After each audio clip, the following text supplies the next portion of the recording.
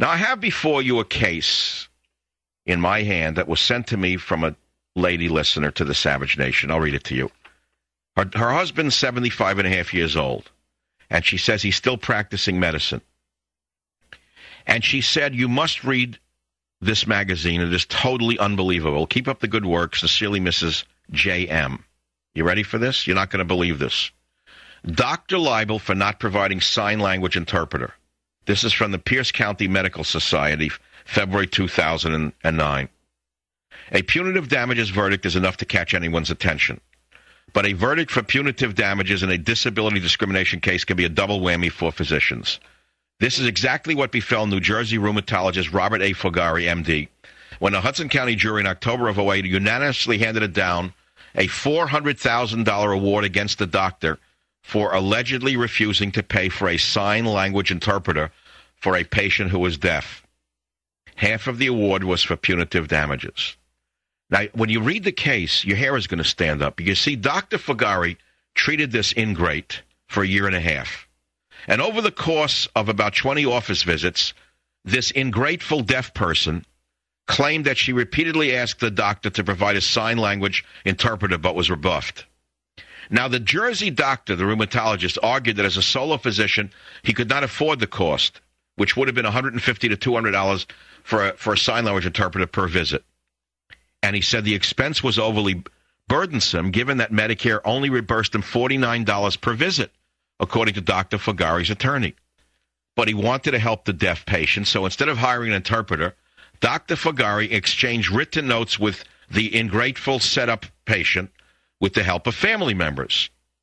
After her diagnosis, the ungrateful deaf person, her treatment largely involved medical monthly checkups to monitor her medication with no major complications, according to the doctor's attorney.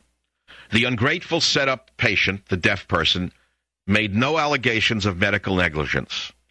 But because Dr. Figari denied her an interpreter, she found a lawyer who claimed she had never any real understanding of her diagnosis, her treatment or prognosis, and that she was deprived of an equal opportunity to fully participate in her needed medical care, according to the complaint that was laid upon Dr. Figari's desk.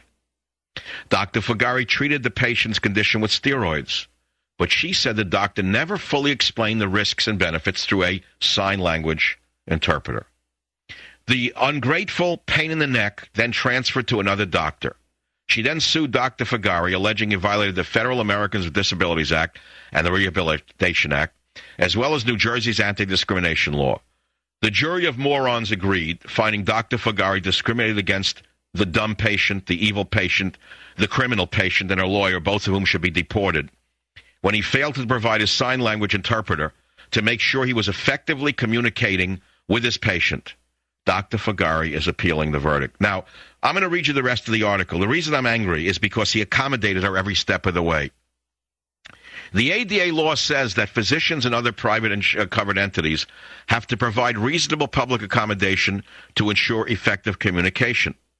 But those accommodations include a range of so-called auxiliary aids that doctors can use, including, listen carefully, he can use note-takers, video or computer-based transcription devices, which can be less expensive than an interpreter service. But do you understand what happened here? She found a lawyer who should be thrown out of the American legal system. She should have every penny taken back that she stole from this doctor, because he communicated just fine, according to what I have read. Nothing went wrong with her. Nothing happened to her. Her treatment was fine. It was up to standards. But her verminous lawyer argued to the jury that the annual cost of a sign language interpreter amounted to less than 0.25% of Dr. Figari's yearly income.